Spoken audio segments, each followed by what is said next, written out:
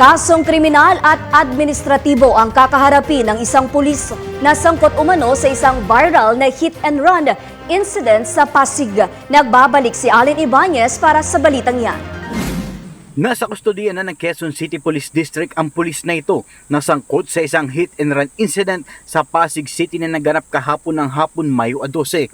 Sa kuha ng dashcam ng rider ng biktima makikita na tinulak ng pulis ang top box ng rider dahilan para ito may tumba sa kalsada.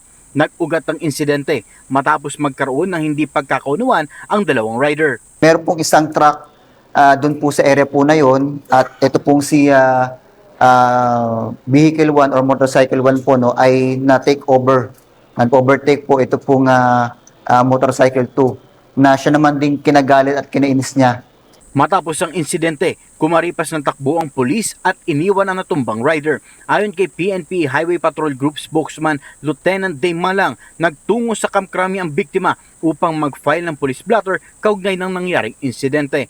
Kung saan nagbigay ito ng mga recorded clips ng kanyang dashcam bago at pagkatapos ng nangyaring pagtulak sa kanya ng naturang pulis. Sa investigasyon ng HPG, lumalabas na bukod sa kasong kriminal sa pagtulak nito sa rider, maaari rin itong maharap sa kasong administratibo dahil sa putol na plaka ng motor nito. Una po yung reckless imprudence resulting to physical injury at the same manner din po no, yung ating pong joint administrative order or JAW 2014-001 o yung paggamit po ng putol po no, na plate number.